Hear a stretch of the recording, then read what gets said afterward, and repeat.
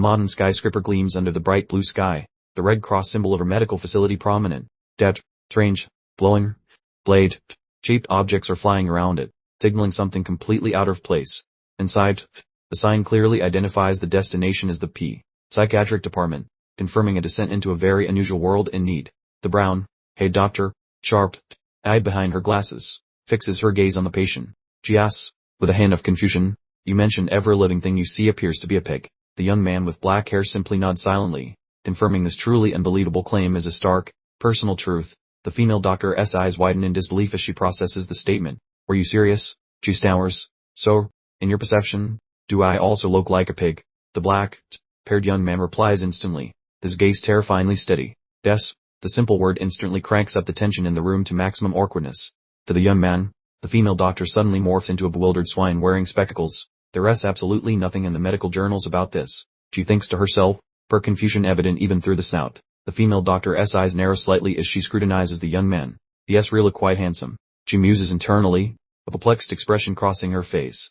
Her hand subtly moves, unbuttoning a button on her shirt just enough to create a slightly suggestive opening, while her gaze remains fixed on the young man. The black-haired young man visibly flinches, a bead of sweat forming on his forehead. The doctor maintains her composure, saying, let us ignore that for now. We should check if your basic bodily functions are normal. The female doctor gently pushes up her chest with her hand, her gaze challenging. She asks, her tone loaded with innuendo, sir, tell me what you see now.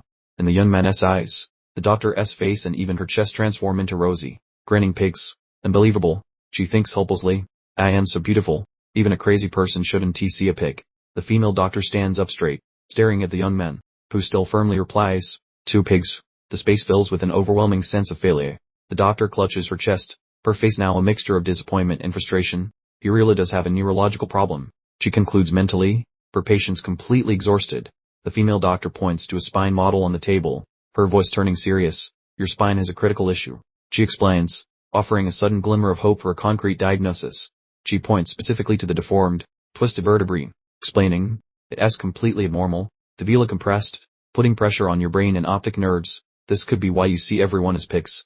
The black-haired young man is stunned, cold sweat pouring out as he finally hears an explanation, a potential escape from his surreal situation. The brown-haired doctor adjusts her glasses, her voice grave. She explains that corrective surgery is the only option for the spine, but the risk of paralysis is extremely high. If it fails, you could be paralyzed from the neck down. She warns. The black-haired young man's expression remains bewildered, but a hint of defiance has begun to light up his eyes. He nods slowly, accepting the harsh prognosis laid out before him. The black-haired young man's eyes darken, becoming cold and severe. He interrupts the female doctor, his attitude decisive. Doctor, are you completely finished talking? The black-haired young man's eyes suddenly glow with a demonic red light as he reaches towards the spine model, questioning, in that case, can you give me back my spine? The brown-haired doctor is startled, realizing the black-haired young man mistakes the model for his real spine. She sighs regretfully, thinking, such a good-looking feller, what a waste.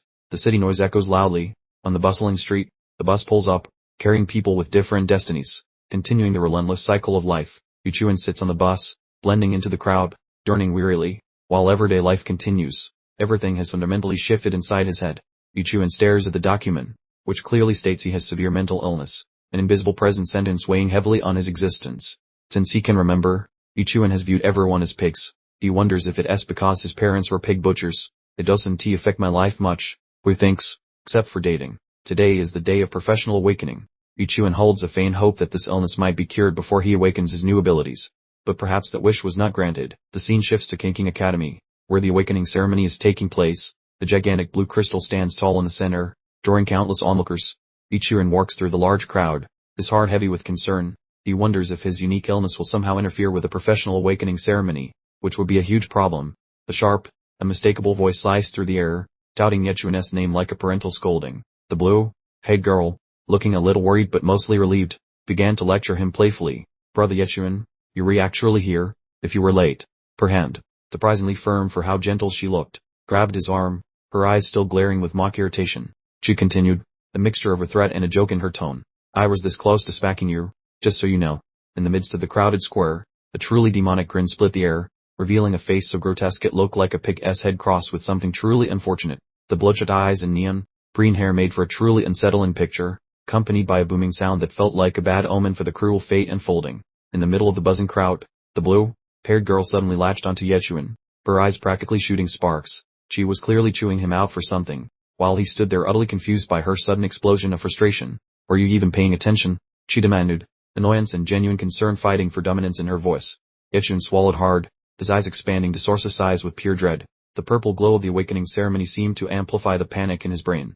Everyone else's future had been decided. What exactly was left for him? Yechuan arrived with Zuolinchen plastered to his arm, a move that immediately snagged everyone's attention. The gray-haired guy watching nearby snickered mockingly. Zuolinchen, still attached to Yechuan, puffed, "You two are practically inseparable." This red-haired companion chimed in. "They re-childhood sweethearts. Of course, they'll probably get married and pop out some kids immediately after this awakening ceremony." Yechuan's teasing comment caused the blue-haired girl to spontaneously combust with rage. Her cheeks flushed crimson, steam practically vented from her ears, and her blue eyes ignited with fury. She tightened her grip on his arm and snarled, "Stop with the nonsense." Poor Yechuan could only sweat profusely, wisely choosing not to poke the bear again. Yechuan stood there, a totally unfazed grin plastered on his face as he hid behind some dark markings. Beside him, this blue-haired, petted companion muttered disdainfully, "Brother Yechuan, just ignore these people. Destiny has already made its decision, but their attitudes are completely out of line with reality." The awakening ceremony's mood instantly turned serious. In the center of the square, the colossal crystal glowed with an otherworldly light. The white-haired man, standing regally in front of it, announced decisively, "Queue up according to your registration numbers. The destiny revealing fun is about to commence." The mystical voice boomed across the area, serving as the guide for the ceremony. "Now is the moment to prove everything you wasted time learning in school." The solemn voice clarified, "Awakening hinges on your strength, agility, and spiritual stats. The better your numbers, the better your chances of unlocking a powerful path to your profession." Amidst the serious ambience, the venerable white-haired elder's voice resonated through the space. "During this process, channel every bit of your inner strength. Converge, the career path you unlock will literally define your entire existence." He added, "If you're lucky enough to get a high-level combat job, you'll basically be spitting in fate's face, earning universal admiration, and making Ching Chang Academy look incredible." The awakening ceremony was finally here, passed in a heavy, solemn atmosphere over the huge square. Under the watchful eyes of the anxious crowd, the giant crystal stone radiated a mystical light, like a portal to whatever bizarre future awaited them. The decisive voice cut through the nervous whispers. "Warbrain, SARS, place your hands on the stone pedestal now. We're about to find out exactly how disappointing some of you will be." The area suddenly burst into chaos. The muscular gray-haired man plunged his hand into the core of the energy storm. Purple lightning ripped through the heavens, swirling wildly, as if the cosmos itself had decided to open a high-voltage portal. A truly terrifying amount of power was poised for release. The male student took a confident step forward, touching the glowing sphere. Purple light immediately enveloped the crystal. He gasped in utter shock as the words clearly materialized. "Laughed, Thai profession, intermediate blacksmith." His future was decided. A new career path, probably involving a lot of heavy lifting and heat, had opened. The next male student in line stepped up, only to find his awakening was less of a dream and more of a full-blown nightmare. He let out a piercing scream, his entire body shaking uncontrollably as if he were being electrocuted. Behind him, the white-haired man continued to watch the spectacle, completely unbothered. Yet another male student approached, placing his shaking hand on the awakening stone. Blue-purple lightning crackled and ripped through the air, and the words of destiny materialized for all to see. "Laughed, Thai profession, advanced healer." The white-haired elder watched intently, his eyes fixed on the display, seemingly considering the implications of this new career choice. The giant crystal stone vibrated wildly, sending electrical sparks flying into the air. Cold, emotionless words instantly appeared on its surface, sealing another destiny. "Living, Thai profession, novice engineer." The desperate, high-pitched scream echoed across the square. The young man in the brown shirt collapsed to his knees, clutching his head in despair, while the white-haired principal simply watched in silence. His fate had been unexpectedly, and quite cruelly, determined. Across the sprawling square, under the intense scrutiny of the white-haired elder, a large, red-haired male student cautiously shuffled toward the massive crystal stone. His destiny was mere seconds away from being exposed for all to judge. With eyes wide with horror and cold sweat streaming down his face, the red-haired young man stood at the edge of his fate, completely paralyzed by fear. Would he also be cursed with another boring, mundane living profession? The shaking hand finally made contact with the stone, and in an instant, a brilliant golden light burst forth, ripping through the surrounding area like a supernova. This was clearly not going to be mundane. Brilliant golden text materialized, burning itself into the minds of everyone present. Pommet, Thai profession, rare grade, shadowless swordsman. The entire square collectively stopped breathing in disbelief. The red-haired student stood frozen in shock, while even the usually calm white-haired man dropped his jaw in genuine astonishment. Cheers immediately broke out. "It's a rare grade." Someone screamed, The kind of job everyone dreams about. The gathering erupted in a cacophony of surprised shouts and awestruck gasps. No one could quite process what they were seeing. The true genius had actually shown up. The white, paid man, beaming with satisfaction, turned to the red, paid student. They asked, "The man, what exactly is your name?" The red, paid student, having fully recovered his composure, proudly puffed out his chest and responded, "Principal, I am Lu Jinglong," his voice thrummed with a new, found sense of self-importance. The principal clapped Lu Jinglong on the shoulder, his eyes gleaming with high expectations. "A truly excellent name. Go take a break. I'll drop by your home personally later to brainstorm your brilliant new future with your parents." Lu Jinglong gave a modest wave to the crowd, soaking in their cheers. "Thank you, Principal," he replied, accepting his new identity as Brother Lun, the Amazing One. A palpable aura of Destiny's favorite child radiated from him. After Lu Jinglong finished basking in his spotlight moment, the principal's voice boomed like rolling thunder. "The next student on the list is Yuchuan." Yuchuan, displaying a surprisingly calm demeanor, stepped forward for his turn. Du Lingchen watched from the distance, her eyes sparkling with genuine faith, as she whispered an encouraging cheer. "Brother Yuchuan, show everyone how it's done." The headmaster leaned in close to share a conspiratorial murmur with the individual beside him. He looked thoughtful, noting the student seemed a little off, yet his statistics were incredibly high. An average person usually maxed out at 3 points, while this genius had 10, which was more than triple the norm. Yuchuan placed his hands on the mystical stone. His eyes focused and determined. A static charge began to sizzle from his fingertips, sparking with the potential of a big revelation. Then, a massive eruption of red and purple energy burst forth, surpassing the intensity of all previous attempts. Lightning ripped across the space, announcing an astonishing event. The crystal stone began to splinter as the energy pulsed uncontrollably. Yuchuan and the principal were caught right in the vortex of the chaos, while the onlookers absolutely freaked out. The elderly headmaster's eyes popped wide open, beads of sweat streaming down his face. The brilliant golden light suddenly exploded forth, causing him to scream in disbelief. "My gosh, that's golden light." The crystal stone completely disintegrated, releasing red, purple lightning bolts that ripped across the area, a violent energy surge threatening to tear open the very fabric of reality. Yuchuan stood directly in the eye of the storm. His eyes were wide with surprise as he gazed upward, a fine layer of sweat forming on his brow. The elderly principal was absolutely flabbergasted, scarcely believing what he witnessed. He murmured, "This is a divine, tear awakening. Truly a god, tear." But then, the data projected on the crystal core's mass astonishment. The principal stammered in disbelief as he read, "A living profession, the legendary god, tear pig butcher, a pig butcher." The crowd behind them exploded into noisy laughter, pointing fingers and shouting, "Horror! Seriously, is that a glitch in the system? How can such a ridiculously useless profession exist?" People wondered aloud, debating whether he was incredibly fortunate or just terribly cursed. The elderly principal's expression grew grim, feeling as though the cosmos itself was personally mocking him, or the high heavens playing a cruel joke on me. He despaired, "I have been a headmaster for decades, and finally, someone awakens a god, tier class, and what do I get?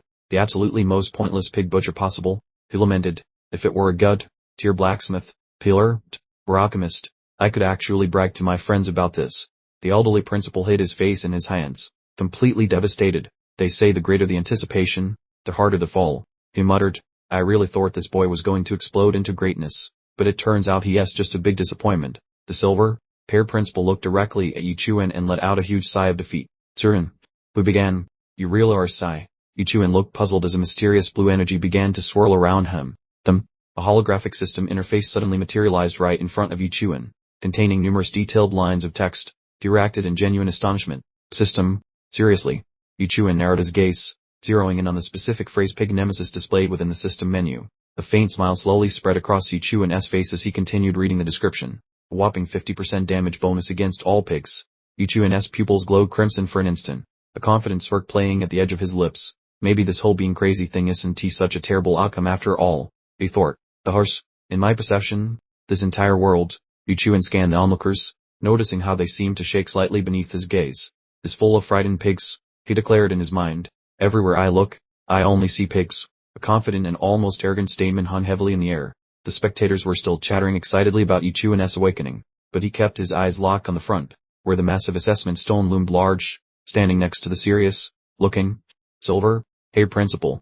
Suddenly, a round of mocking laughter broke out from behind him. Two male students, one with bright red hair and the other with plain brown hair, were openly pointing at Yuchuan and making fun of him. The red-haired boy snickered. "I actually believed Ching Chang Academy had finally found a genuine prodigy, only to discover it as just a common pig butcher." The brown-haired student agreed wholeheartedly, breaking into uncontrolled laughter. But continued, "It's truly laughable. Ching Chang Academy's only real genius is you, brother Liu Jinglan. Liu Jinglan responded with a conceited smirk, dismissing Yichuan with a simple wave of his hand. In the middle of all the nasty remarks, soft, reassuring voice interjected. Zhu Linchen stood right next to Yichuan, gently telling him, "Don't worry, brother Yichuan, it really is alright." The girl with the green hair reached out and gave Yichuan's head a comforting pat, as a soft glow enveloped both of them. She repeated, "You successfully awakened the legendary god, tier pig butcher class." It was like watching a rival, whose teeth were practically grinding into dust from jealousy, mutter under his breath about that lucky jerk who had clearly cashed in all his good karma for multiple lifetimes.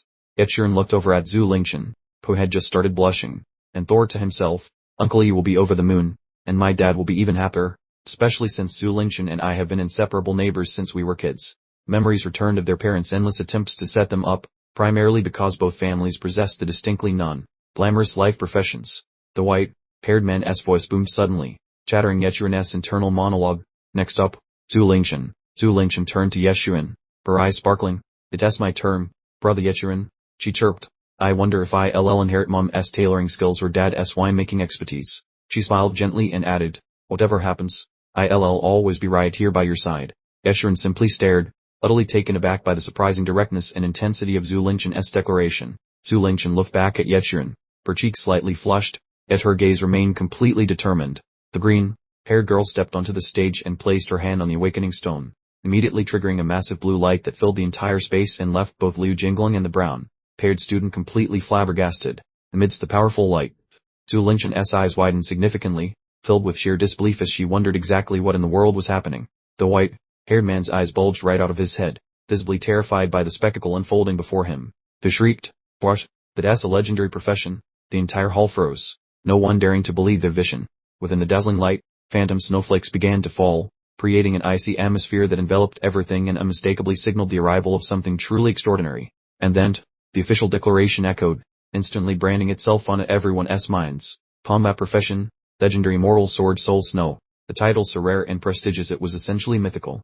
Zhu Linchen stood facing away from the audience, enveloped in the swirling blue energy. Her long green hair flowed in the luminescence, making her appear ethereal, like a divine being making a grand entrance. The sweat practically poured off him as he muttered in disbelief. He actually awakened a legendary combat profession. Her parents both have simple life professions. This must be some sort of genetic accident. The blue light flared powerfully, completely surrounding Zhu Linchen as she stood proudly in the middle of it, radiating magnificence like a goddess in front of hundreds of astounded onlookers.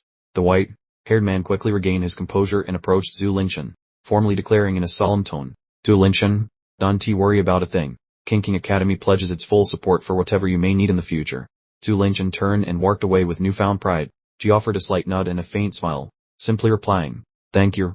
The confident, powerful aura surrounding her commanded everyone's attention. In the crowd, a girl with her hair tied up whispered to the short, haired girl beside her, "One is a simple butcher, the other is a legendary warrior. Do you think Zhu Linchen will still cling to him like a lost puppy?" The short red-haired girl scoffed in return. "Why bother asking?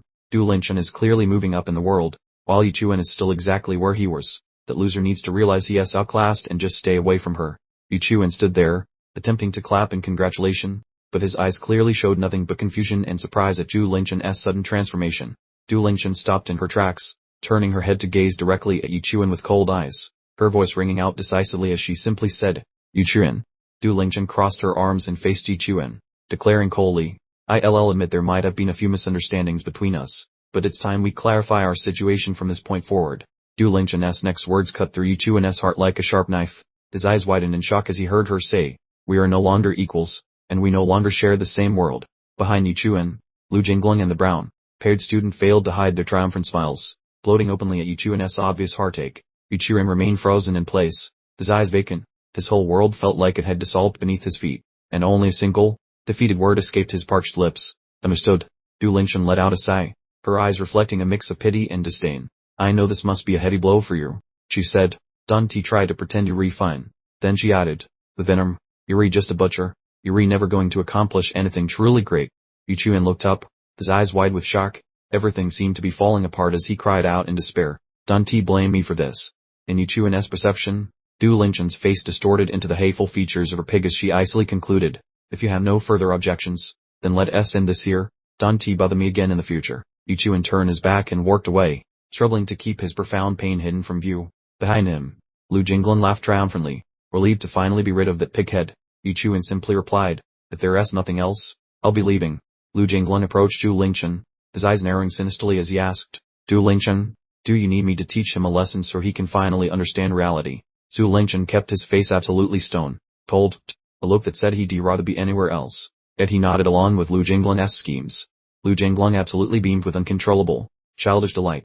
With a loud, mocking sneer, he hollered at Yu Chuan, telling the alleged butcher to hurry over and play along. Yu Chuan rotated his head slowly, wearing a thoroughly bewildered expression, completely unprepared to be targeted by this particular idiot. Lu Jinglun snapped, seizing Yu Chuan's arm in a rage, demanding to know if the guy had suddenly gone deaf in both ears. Yu Chuan slowly tilted his head back, and his eyes suddenly flared crimson, radiating enough cold murderous intent to drop the temperature in the room. Then he asked what the fool needed. Instantly, Yu Chuan's features dissolved into a terrifying spectral darkness, leaving only two bright red beacons of pure malice visible, which sent Lu Jinglun scrambling back in absolute, unadulterated terror. Lu Jinglun fell backward in a panic, his jaw hanging open like a trapdoor, trying to stammer out exactly what kind of supernatural nonsense was occurring. From Lu Jinglun's perspective, Yu Chuan abruptly morphed into a terrifying butcher wielding a massive cleaver, and Lu Jinglun suddenly pictured himself as a very unfortunate pig. He imagined himself tied tightly to the chopping block, desperately waiting for the final blade to fall, causing him to tremble violently. That horrifying glare, it felt exactly like being a helpless swine fastened to the butcher's block, just waiting for the inevitable slaughter. The audience erupted in a chorus of mocking laughter at Lu Jinglun's expense, and even the brown, paid student beside him snickered, feigning concern by asking if Brother Jinglun was feeling quite right.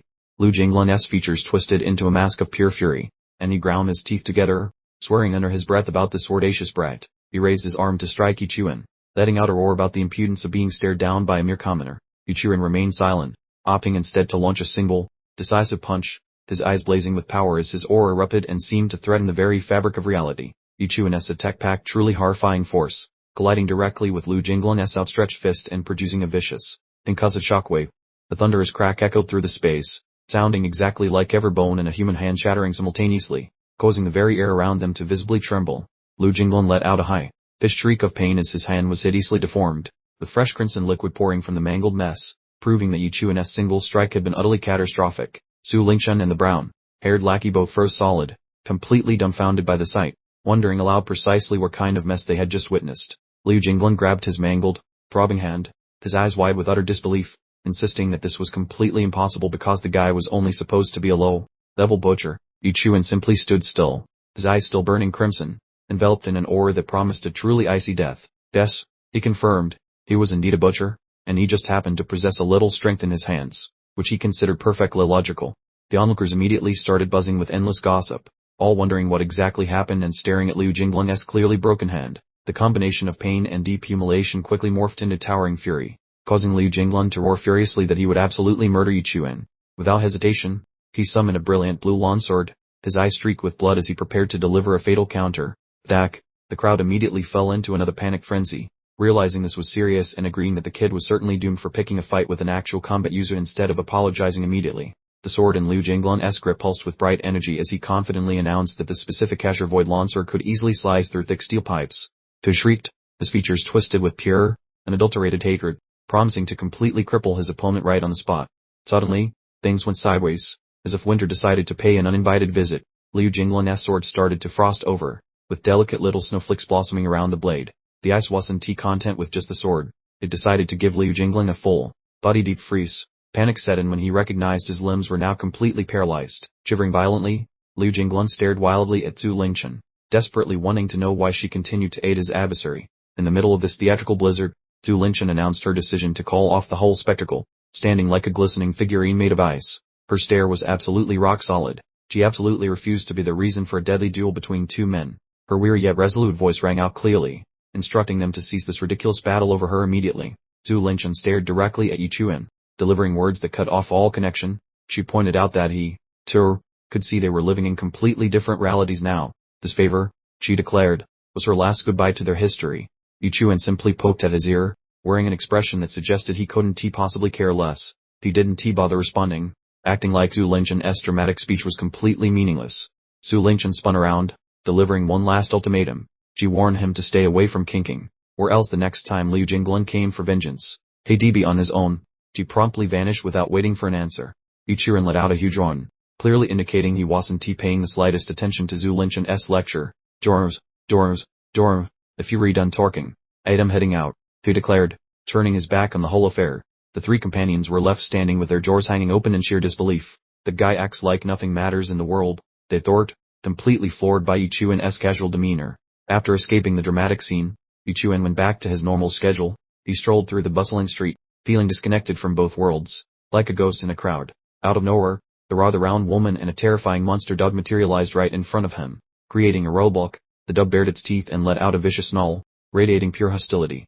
Yuchuan's eyes flashed crimson for a moment. He focused on the beast, a sudden thought popping into his head like a light bulb turning on.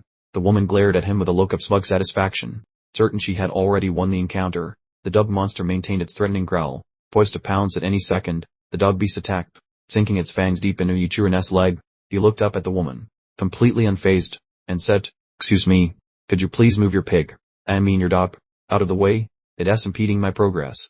The woman turned beet red with rage. "Do you think you own this whole street?" she shrieked. "Where are your manners? Today's youth truly have no respect for anyone." Yuchuan bowed his head slightly. A strange blue mist emanated from his mouth. Excellent timing, he thought to himself. This is exactly what I needed to test my theory. With a powerful yell, Yuchuan delivered a spectacular kick that sent the dog monster soaring through the air. The woman let out a terrified shriek. The large monster disappeared instantly, leaving behind only a small dog spirit with a glowing halo, drifting toward the sky. The woman burst into desperate sobs, completely hysterical. "My boar, my little boar, don't frighten your mother like this."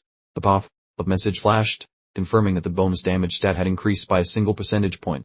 Yuchuan stared at the interface, his red eyes growing wide with genuine surprise. He murmured to himself, "I knew it would work." My brilliant deduction paid off exactly as expected. The large woman started sprinting toward him with her claws extended, shrieking, "You monster, how dare you murder my son and pick on a helpless old lady like me? I'll tear you limb from limb." Yuchuan stared at the woman with cold eyes, remaining completely unbothered. He spoke just 3 words. "I am a psychopath." The angry woman grabbed hold of Yuchuan's shirt, her face instantly twisting in terror when she noticed the large, clear text on his clothing that read "Pescopath." Yuchuan turned his head, fixing his crimson eyes on the woman, and asked with chilling detachment, "Are we finished here? Because if so, I am going." The woman's face completely folded in on itself as a torrent of sweat soaked her clothing. She shuddered, finally understanding she had stumbled upon a truly dangerous person. "I be tangled with a total lunatic," she realized. "Killing my dub was bad enough, but if he kills me, nobody will care anyway." In a flash, the woman executed a perfect 180-degree emotional transformation, replacing her fear with a brilliant, artificial smile.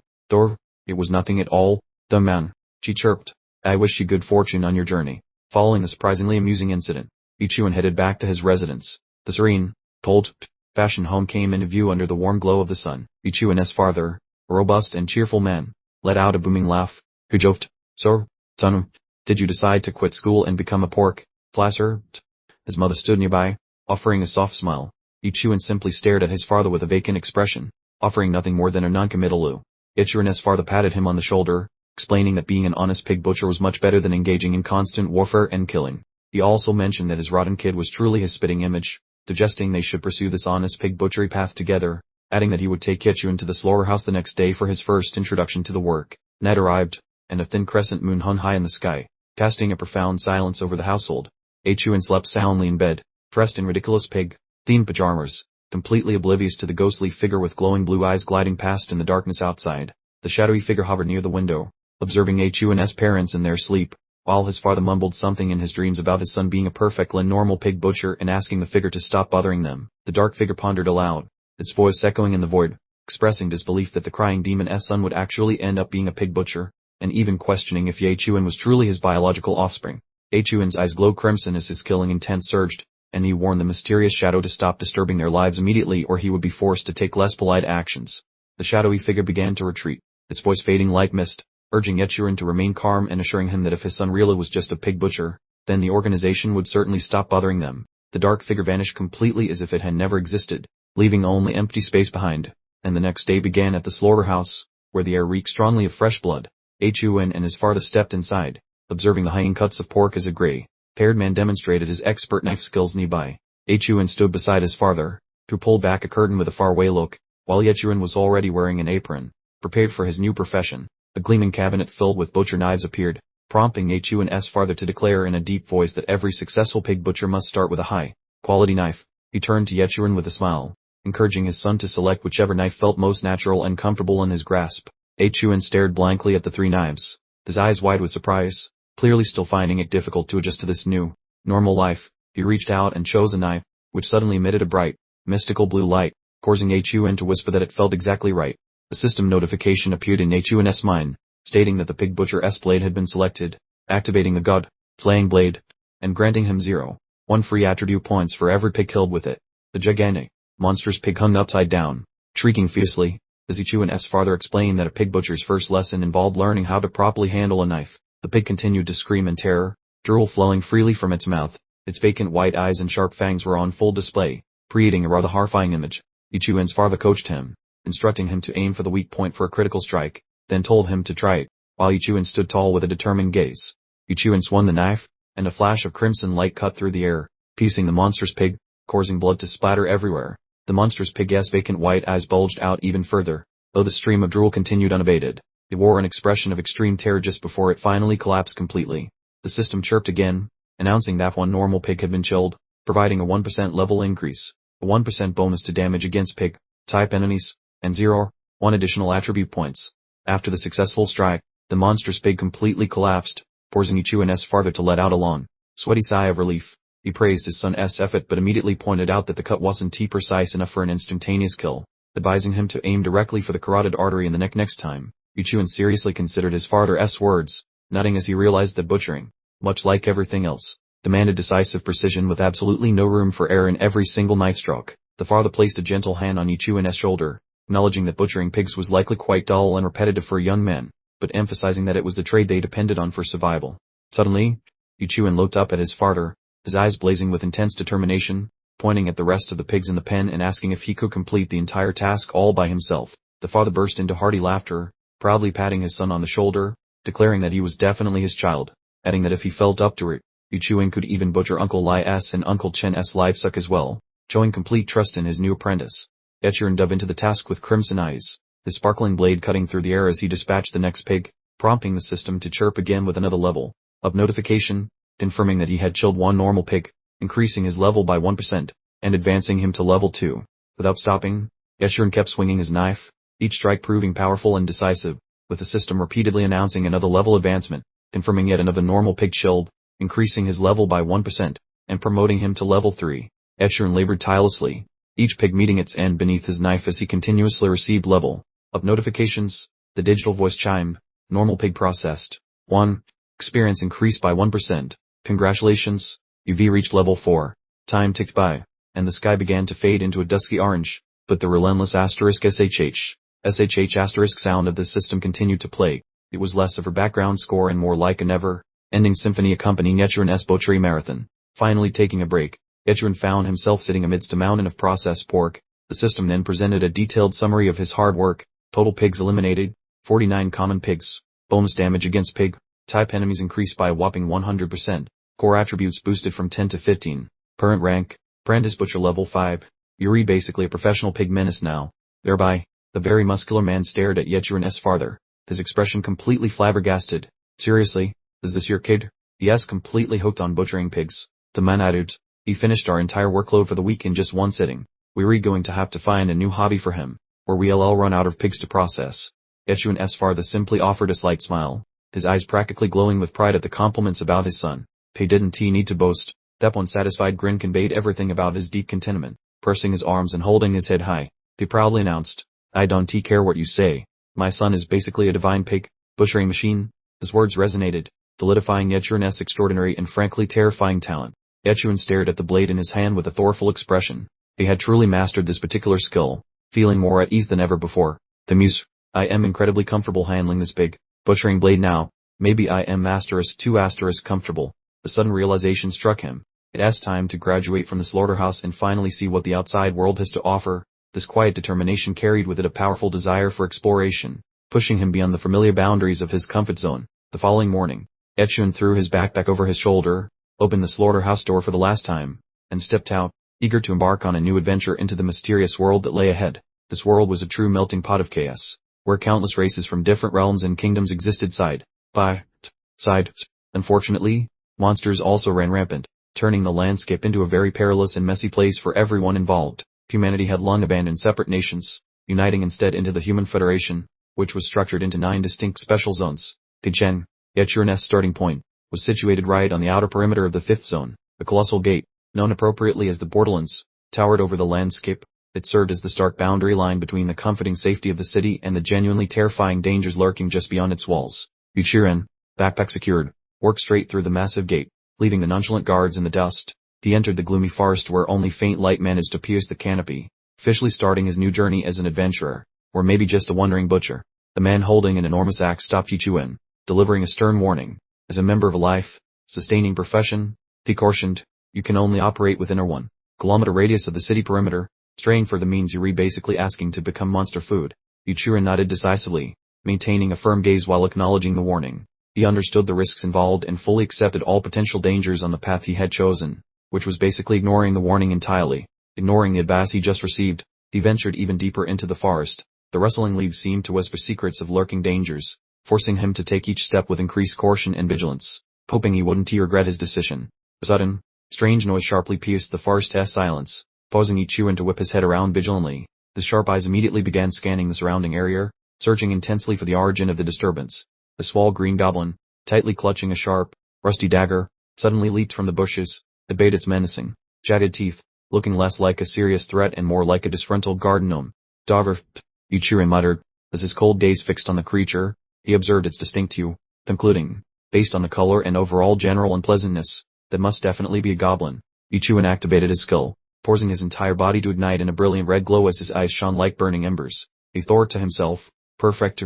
I can finally test the true effectiveness of the Blood Shadow Butcher skill on something that isn't pork. The poor goblin was completely and utterly terrified, its eyes budding out and its mouth hanging open in shock. It simply couldn't comprehend the explosive power and overwhelming aura radiating from Yichuan. Realizing it had picked the wrong fight, a lightning, fast, sharp slash tore through the air with a deafening wish. Yichuan finished off the goblin in less than an instant, leaving only a small spray of blood as evidence of the encounter. The system chimed in with his achievement. Pig Goblin defeated. 1. Level progress increased by 5%. Bonus damage against pig type enemies increased by 1%. Received 0. 1 free attribute points. Yuchian realized, so, the stronger the pig type creatures I eliminate, the more rewards I reap. This is a very specific skill set. As the night descended and everything fell silent, countless tiny green eyes suddenly began to gleam from the deep shadows of the forest. They formed a large circle around Yuchian, signaling a far greater and more immediate danger than the first goblin. His master's voice echoed in his memory. If you ever encounter a single goblin, don't be careless, because that usually means an entire horde has already set its sights on you. Yichuan realized he probably should have listened to that advice earlier. Surrounded by a ring of goblins, Yichuan's eyes turned cold as his cleaver gleamed under the moonlight. Looks like I am about to hit the next level, they declared. Come on then, you're overgrown pig goblins. His words were a clear signal of an impending and very one-sided massacre. The horde of goblins let out a collective roar, baring their jagged fangs as they charged forward in a disorganized wave. The creatures were blissfully unaware that the person standing before them wasn't easy prey, but rather an impending, sharp blade of doom. Yichuan moved with the speed of a gust of wind, his blade tearing through the air and leaving behind a dazzling blue streak. The first goblin in his path simply vanished in a sparkling dust before it could even manage to let out a single cry of surprise. Without a moment's hesitation, Yichuan continued swinging his blade relentlessly. 2 more goblins were shredded by the terrifying surge of power just as they got close, their bodies shattering instantly under the light of death, probably realizing too late that their plan had some serious flaws. The remaining goblins stared wide-eyed in sheer terror as it watched the colossal blade descend directly towards it. It trembled violently and tried to recoil, but its frightened cry was completely frozen in its throat as it realized its fate was sealed. Eshuan's eyes glowed crimson, and a sinister grin spread across his face. Time for a game, little ones, he murmured, his voice as icy as a demon's air conditioning unit. One decisive stump later, the final goblin disintegrated, poofing out of existence. Its whimper disappeared into the quiet forest, proving that tiny monsters make terrible villains. Yichuan paused outside a spooky cavern entrance, a void so dark it looked like a black hole's mouth. Definitely a goblin hangout, he observed, feeling a shiver but refusing to flinch. As he entered, Yichuan's scarlet eyes and evil grin brightened. Deep within the cavern, an intense crimson light suddenly flared up, announcing that something truly awful was about to happen. The cavern filled with high-pitched shrieks and the messy sounds of violence. A swift and brutal eviction notice was being served, accompanied by enthusiastic yells. The interior was now visible, showcasing a collection of deceased goblins and fresh crimson stains on the stone ground. The vivid red glow persisted, painting the deadly chamber in shades of scarlet. A floating digital panel materialized in front of Yichuan, displaying his character sheet. Yichuan, Job, Divine Pig Butcher, Branch, Apprentice 6, Sats, SDR-25, ARGA-25, SBR-25, Perked, enemy of pigs, dealing an extra 120% damage to swine. Ichiuen proceeded further into the depths. The scarlet illumination and eerie noises continued to beckon from ahead, a clearly hostile invitation that he was determined to accept. He abruptly halted, fixing his intense stare on a decrepit wooden door obstructing his path. It was an obvious trap, or at least a very subtle attempt at blocking entry. Without a second thought, Ichiuen launched a powerful kick. The ancient timber exploded into fragments, sending wood chips flying and opening up the path beyond. Ichiuen strode inside, his form bathed in the intense red glow. Right at his feet, he noticed the sudden appearance of bare female feet, indicating an unplanned meeting. In the gloom, the brown-haired girl was bound tightly to a post, with a pacifier stuck in her mouth, crying profusely. Surrounding her were awful little goblins, all shrieking, "Milk, milk, give us milk," in a surprisingly demanding fashion. The girl's face twisted in terror, tears flowing like a small waterfall. She could only desperately plead, "Please, someone save me from these weirdos." Lashed firmly against the cave wall, the brown-haired girl shut her eyes, still weeping constantly while preparing for her imminent, terrible conclusion. Suddenly, a silhouette materialized. There was Ichiuen, holding a meat cleaver that glowed with a bright red light. The girl shrieked in terror, "Don't hurt me. Please don't kill me." Ichiuen remained silent, fixing a chilling gaze on the girl. The brown-haired girl was absolutely paralyzed with fear, her tears cascading like a sudden downpour. Without a moment's pause, Ichiuen launched his attack with a cleaver. A blazing red light sliced through the darkness, sending razor-sharp cuts towards the little green monsters. The girl's terrified shriek filled the cave as goblin internal liquid sprayed everywhere. She witnessed the horrifying spectacle with wide, panicked eyes. Ichiuen glanced at the girl with ice in his eyes and stated, screaming, "One T help. The goblins are all gone, permanently." The brown-haired girl's pupils dilated as she saw the mangled, blood-soaked goblin body scattered on the floor. Her initial terror began to recede, replaced by growing gratitude.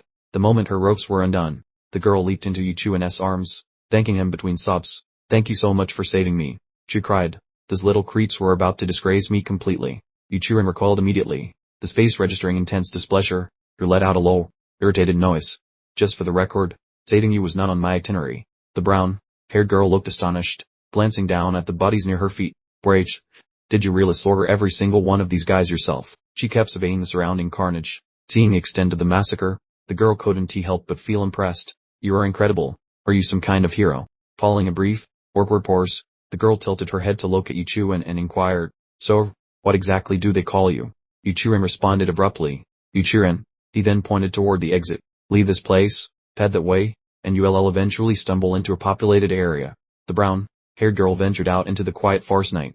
Her solitary steps gradually receded into the darkness, growing fainter as she went. Just as he believed he had finally gotten rid of his temporary baggage, a certain individual started trailing Ichiuen into the quiet forest shadows. Ichiuen suddenly spun around, spotting the brown-haired girl awkwardly peering from behind a nearby tree. She flinched dramatically, letting out a startled shriek. With the intimidating cleaver blade glinting ominously nearby, the young woman nervously stammered out her plea, her face contorted in abject terror, explaining she was simply too frightened to return on her own. Ichiuen lowered the intimidating weapon and requested more specific information. The brown-haired girl paused, clearly apprehensive, before finally identifying herself as Zirnarnen. Head bowed low, she recounted her misadventure, explaining how she was searching for a rare Shuyu flower as a birthday present for her mother, only for the entire trip to turn into a nightmare when she was captured by goblins. Zirnarnen suddenly stared at Ichiuen, making an unexpected business proposition. She suggested a trade. If he assisted in locating the Shuyu flower, she would connect him with the most skilled weaponsmith in Kinking to forge him a new blade. Ichiuen remained utterly unimpressed, issuing a stark and cold dismissal. He sent her away, telling her to go home immediately and threatening to chop her up if she dared to follow him further. Having been so rudely rebuffed, Zirnarnen angrily placed her hands on her hips, wondering if Ichiuen was completely insane to show such blatant indifference toward a stunning beauty like herself. Unwilling to accept defeat, Zirnarnen continued to press the issue, finally deciding to reveal her winning hand. She hotly questioned him, asking if he knew who she was, before proudly declaring her father's name was Zirbehai. The name Zirbehai caused Ichiuen to visibly startle. In his memory, a renowned and powerful identity suddenly materialized, the patriarch of the illustrious Zir clan, a formidable 9th-level master. This individual was rumored to be only one small step shy of attaining Grandmaster status. The sinister grin quickly spread across Ichiuen's face, his eyes glinting with newfound calculation. He mused internally that, given Zirbehai's immense financial resources, forging 10 high-quality cleavers for himself would pose absolutely no challenge. Zirnarnen proudly brandished her family's protective talisman, explaining how it typically shielded her from all harm, though she noted the goblins managed to circumvent its magic by simply ambushing her and tying her up with mundane rope. She continued by explaining that because the goblins were completely incapable of directly causing her physical harm, their only recourse was to bind her. Zirnarnen concluded her story with a look of distress, speculating that she would have been taken by them long ago if not for the amulet. Yuchiren, for his part, silently confirmed the remarkable value of the Zir clan's protective artifact. Yuchiren finally nodded in assent, agreeing to the terms. Very well, he said. I accept. I'll help you locate the Shuyu flower, and you will make sure I get a high-quality knife forged. Zirnarnen was completely dumbfounded by his sudden reversal. She cheered joyfully, instantly grabbing Ichuan's hand in triumph. The negotiation had been a resounding and complete victory for her. Zirnarnen held up a faded old map with determined eyes. I purchased this from a merchant, she announced, before taking charge and leading Ichuan on the quest to find the Shuyu flower, a location notorious for unpredictable dangers. The map showed a bright red X marking the flower's location, but right beside it was the intimidating image of a giant python. Zirnarnen nervously explained that the flower's presence always indicated the presence of a massive Juyu python, making the area exceptionally dangerous. Ichuan raised an eyebrow, feigning surprise at the mention of the giant python. Zirnarnen nodded gravely, explaining that according to the Wilderness Survival Handbook, the creature possessed strength rivaling a 9th-level apprentice, and she doubted her abilities were sufficient to confront it. Ichuan's expression shifted drastically, a sinister grin spreading across his face as his eyes sparkled with chilling excitement. I've truly never had the pleasure of encountering a giant python, he whispered, a purple orb beginning to encircle him, hinting at an approaching frenzy. Zirnarnen glanced at Ichuan, a vague worry stirring within her heart as she questioned if he was even listening to her warnings. She quickly reassured herself by recalling that anyone capable of single-handedly eliminating an entire goblin tribe must surely possess the strength of at least a third-level warrior. Ichuan stood up decisively, still wearing that unsettling smile, though his eyes were now filled with intense fighting spirit. A bright green aura surrounded him as he gave the command. Let us move. You're irresponsible for leading us. He issued the instruction instantly, displaying absolutely no hesitation, as if fully prepared to confront any impending challenge. Zirnarnen watched Ichuan's back recede, her heart filled with conflicting emotions. She couldn't articulate why, but the young man felt both reliable and entirely untrustworthy simultaneously. She sighed, feeling helpless against the black-haired individual's unpredictable nature. They ventured deeper into the thick woods, where towering grass obstructed their view. The rustling leaves and peculiar sounds echoed around them, signaling a wild world teeming with dangerous and waiting creatures. Ichuan and Zirnarnen cautiously navigated through the high grass. Every step felt fraught with impending danger as night began to gradually fall. Darkness soon enveloped the forest, escalating the mysterious and terrifying atmosphere of the surroundings. Zirnarnen suddenly halted, quickly seeking shelter behind a nearby bush, her face drained of color due to fear. The silver, horned rhinoceros, she whispered tremulously, warning Ichuan that provoking it was strictly forbidden. The gigantic silver, horned rhinoceros was placidly grazing, its horns sparkling under the moonlight.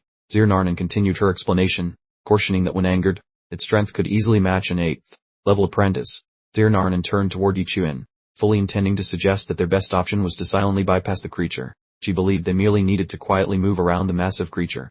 However, she was left stunned into silence as she watched him slowly pull out his enormous cleaver. Ichuan's eyes widened dramatically, his face completely serious as he aimed the cleaver straight at the rhinoceros. If it's eating grass today, he declared with intense conviction, it's going to start eating people tomorrow. We absolutely cannot allow this beast to survive. He finished, brimming with murderous intent.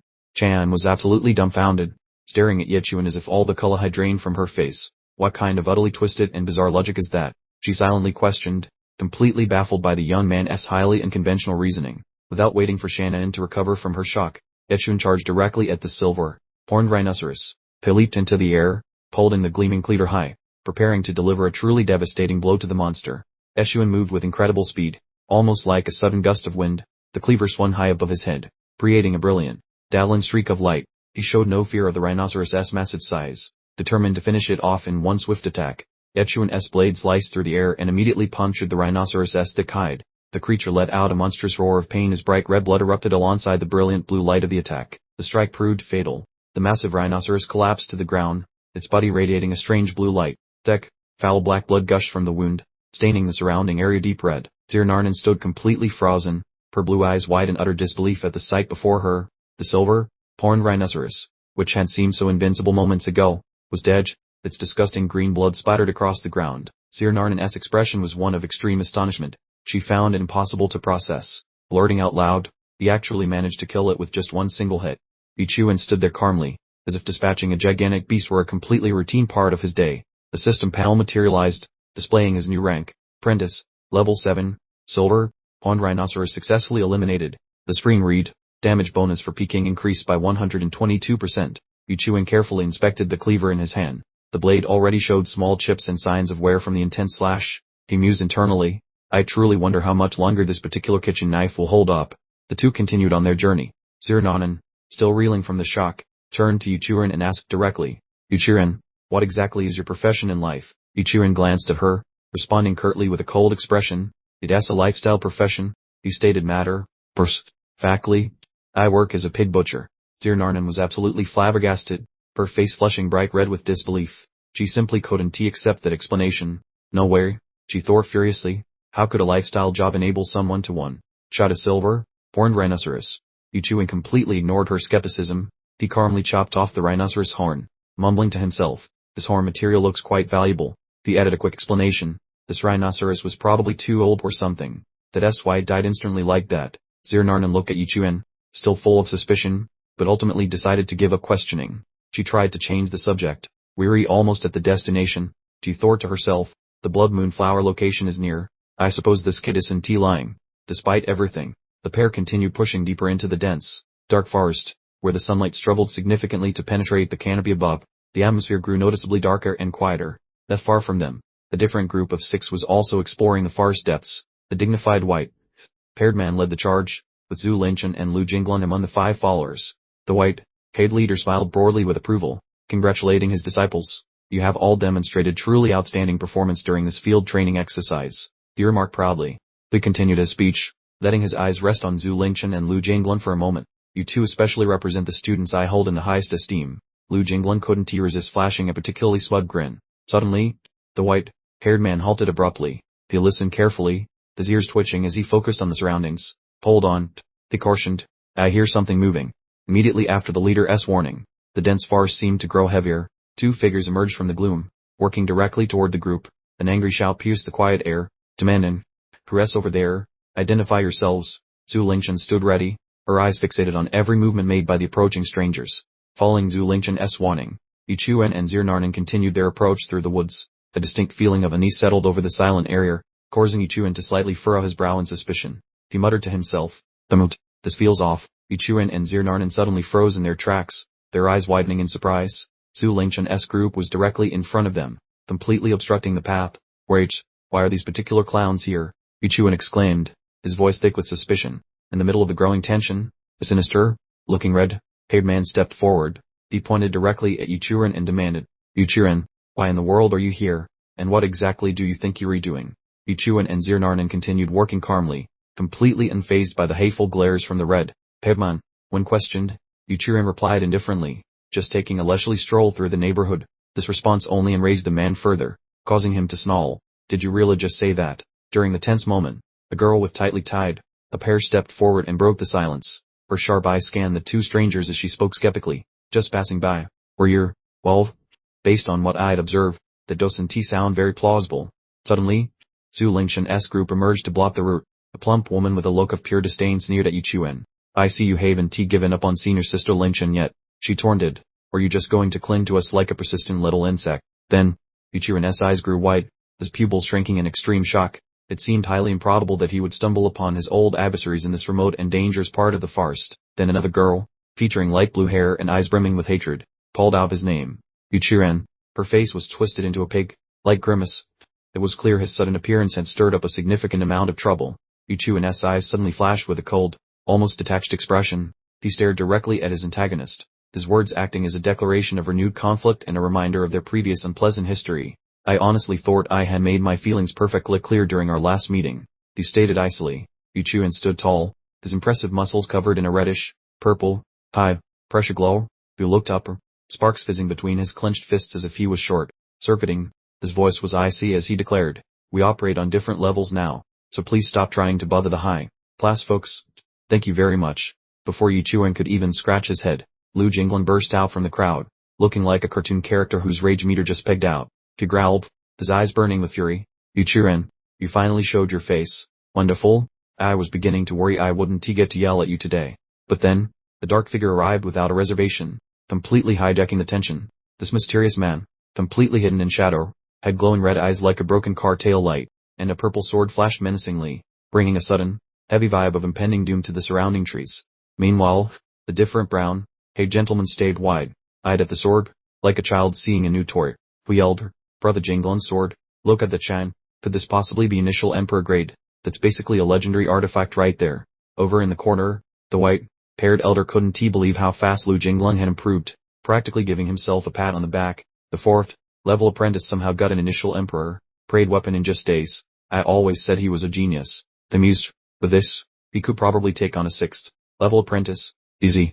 Su Lingchen stood at the center, radiating a cold, mystical purple energy that looked like she was seriously peeved. The two men beside her were stiff as boards, clearly terrified. Her warning boomed out. "Yuchuren, I told you repeatedly to leave Kinking alone. And this time, I won't be bailing you out again." Zirnanan stood nervously behind Yuchuren, her eyes full of concern as she quietly inquired, "Yuchuren, were you sure you don't have some sort of grudge match going on with this lot?" Yuchuren completely ignored her, keeping his gaze fixed forward while asking a completely unrelated question. "By the way, how much does an elementary emperor-grade soul weapon actually cost?" we asked calmly, leaving Zirnanan completely flabbergasted. The brown-haired girl quickly provided the details, her voice laced with surprise. "It goes for hundreds of thousands. Easily. Wait, are you even paying attention to the fact that you might be about to die?" Lu Jinglong, the red-haired gnashed his teeth furiously, replaying the memory of how that guy completely hijacked my moment last time. A furious bonfire ignited in his eyes at the thought. This time, he swore he wouldn't let this injustice stand. The sword in Lu Jinglong's grip swept upward, its razor-sharp ore cutting through the very atmosphere itself. He let out a battle cry, completely focused on reclaiming his tarnished reputation. The glistening soul sword poised itself, ready to smack down the person responsible for stealing all his glory. Lu Jinglong charged directly at him, swinging his sword and shouting dramatically, "Just look at me now, Zhu Lingchen." Yuchuren, however, just calmly raised his axe to block, causing a deafening clang of steel. As this played out, Zhu Lingchen and the entire crowd stared with wide, open eyes. It turned out nobody expected Yuchuren to have the audacity to face him directly, especially after the warning. Lu Jinglong, still raging, let out a confident roar, "Behold, my genuine power," as he poured every ounce of strength he possessed into the attack. Convinced of victory, the sword and axe collided fiercely, releasing a dazzling explosion of light that briefly turned night into day, spreading a terrifying energy wave across the clearing. The situation flipped in less than a heartbeat. Lu Jinglong was suddenly on his knees, his sword embedded uselessly in the earth, while Yuchuren stood perfectly steady, his axe not having moved an inch. Lu Jinglong's shiny new sword was now broken neatly in half, with both pieces stuck in the dirt. He had been completely annihilated by Yuchuren in a single, anticlimactic blow. Lu Jinglong let out a furious roar, filled with contempt. "How dare a gross butcher like you have such arrogance? I am going to ensure you never get to slaughter lives again." The white-haired man couldn't help but look absolutely terrified at the sight. He muttered to himself, "A standard blade is as weak as wet paper against a real soul weapon." He then wrung his hands. "Oh Yuchuren, why were you so incredibly foolish as to challenge him?" Yuchuren coldly stared down at the kneeling Lu Jinglong and stated calmly, "You're so easy to handle that I don't even need to use a knife on you." The axe in his grasp still glowed with a truly overwhelming aura. Lu Jinglong gnashed his teeth in fury, his eyes practically shooting sparks as he growled, "Bart, you still haven't learned your lesson. Don't hold it against me when I stop playing nice." Lu Jinglong roared loudly, bringing his sword down on Yuchuren, unleashing a brilliant surge of purple sword energy carrying a truly immense killing intent. He was dead serious about finishing Yuchuren off. A sudden cold glint reflected in Yuchuren's gaze. He quickly tightened his fists, preparing to unleash a swift counter-offensive. The thunder's punch landed in response. Yuchuren unleashed an extremely potent blow, completely shattering the incoming sword energy and slamming directly into Lu Jinglong, generating a tremendous shockwave. Lu Jinglong was launched high into the air, his body tumbling in the helpless grip of the energy blast before he was sent crashing down a significant distance away. He collapsed onto the ground, utterly knocked out. The gray-haired man and the white-haired man stood there, completely astonished by the spectacle. The gray-haired man quickly rushed over, "Dilling, Brother Jinglong." In a panic, the gray-haired man helped Lu Jinglong stand upright, asking anxiously, "Are you even still in one piece?" Lu Jinglong merely let out a pained groan, his face visibly distorted by the fresh injuries. Lu Jinglong fought desperately to remain standing, the purple energy still clinging to him as he thought, "I am completely fine. Absolutely perfect, just seconds away from blacking out. Gotta hang on. The white-haired man turned his gaze to Yuchuren, his expression full of deep contemplation as he quietly spoke his name. Yuchuren. They stayed at Yuchuren, along with the crowd around them, all of whom were similarly flabbergasted, trying to process the impossibility of the recent turn of events. The elder, still reeling from the shock, continued speaking in a voice laced with utter disbelief, stating that Yuchuren had somehow already reached the 7th stage apprentice level. Yuchuren bent over with complete nonchalance and retrieved Lu Jinglong's sword, a few crimson droplets still clinging to its lethally sharp, cold surface. He held the weapon up, blankly examining it like a child assessing a new toy, and muttered to himself, "The sharp object looks pretty satisfactory." The red-haired man shot an angry glance at Yuchuren and challenged the white-haired man, asking if the kid truly reached level 7 when even Sister Linchin was only at level 6.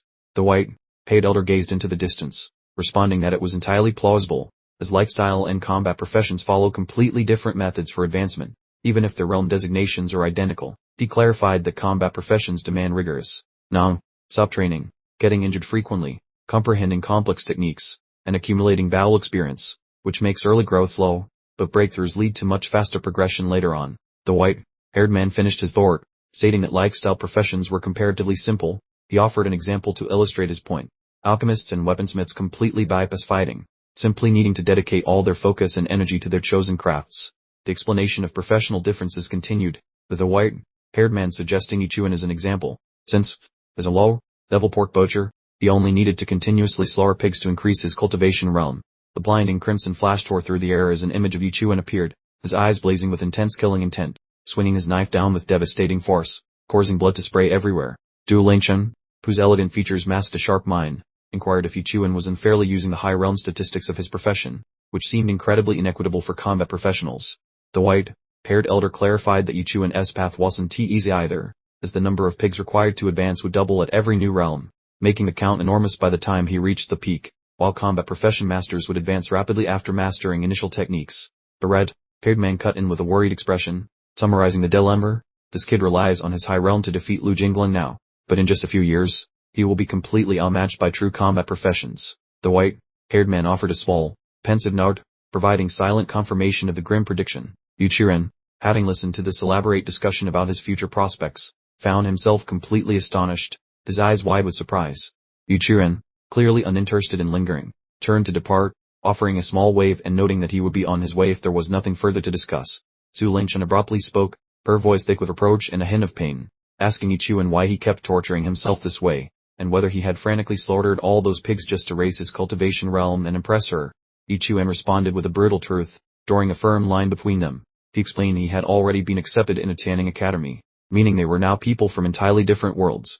Right at that moment, another voice, full of intense anger, cut through the tense atmosphere, proclaiming that they could no longer watch this pathetic display. The plump woman pushed forward, shattering the tense silence, demanding if they were finished with their armor. Because Ichuan was currently helping her search for the Shuyu flower, she continued to criticize them sharply, refuting all their ridiculous theories, declaring that encountering them today was purely bad fortune, and demanding to know why they were all engaging in such wild speculation. Another girl with tied up hair interjected, her tone heavy with sarcasm aimed at Ichuan, declaring that any scoundrel who failed to see Zhu Lingchen as a treasure must be completely blind. The red-haired man escalated the situation with harsh insults, stating that Ichuan possessed zero skills except for attracting women and had already quickly hooked a new one, calling the pair a disgrace, forever bound by their immoral connection. The vulgar language finally reached Ichuan's breaking point, as a terrifying surge of power exploded from him, knocking back everyone standing near him. The powerful burst from Ichuan spared absolutely no one, sending Principal Zhao, who was trying to maintain a dignified composure, flying backwards,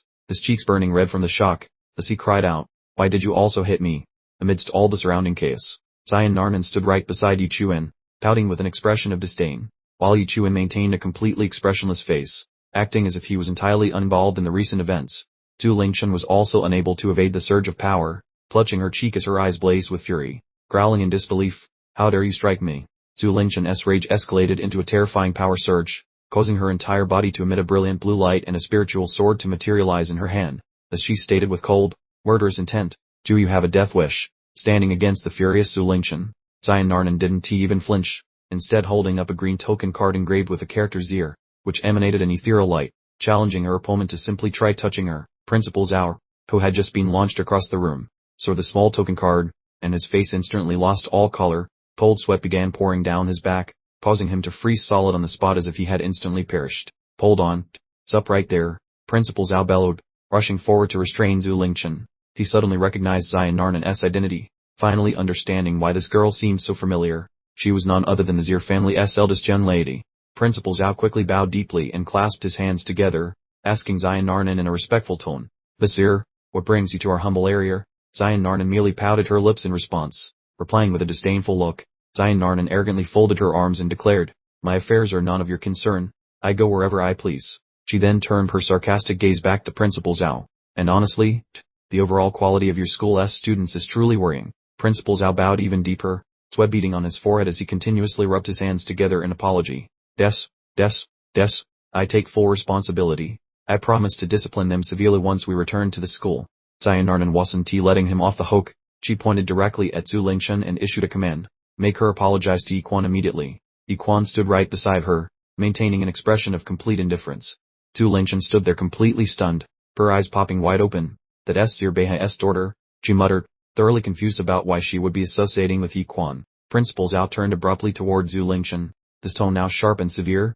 Apologize this very second. Did you hear my instruction clearly? Under the immense pressure, Zhu Lingchen bowed her head, squeezing her eyes tightly shut in resentment. She softly mumbled, I am sorry, her voice full of reluctance and unwillingness. Zhu Lingchen raised her head, her gaze as cold and sharp as shards of ice. Her simmering resentment had finally boiled over, and she clenched her jaw, silently vowing, Sir Family, you just wait for what's coming next. Yichuan turned to Zir Nanan, this tone completely calm as he said, let us leave now.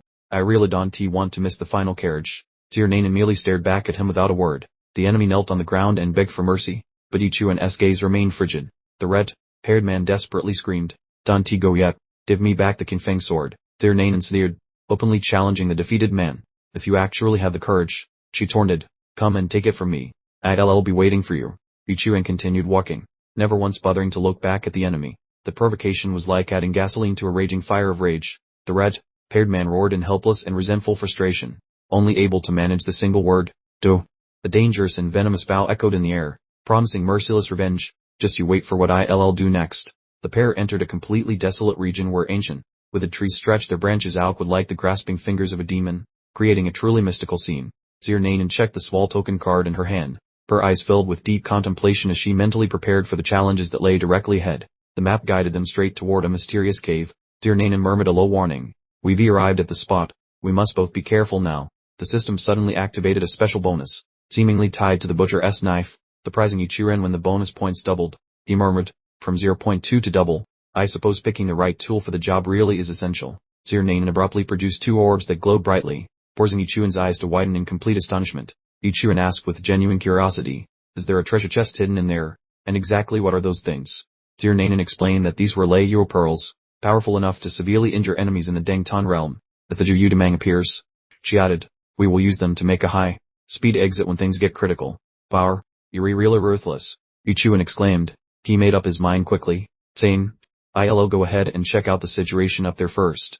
Yichuan cautiously entered the area, where he was immediately enveloped by brilliant red flowers. The dark shadow flickered quickly across the sheer cliff face, suggesting a lurking danger nearby. Charnan gasped out loud in surprise. It actually is right here, and these aren't just regular Shuyu flowers. She realized, these are actually the rare Shui Ding twin flowers. Power, that's incredibly lucky for us, Yichuan said, also taken completely back by the realization. The brief moment of joy immediately vanished as Charnan's eyes were instantly filled with pure, unadulterated horror.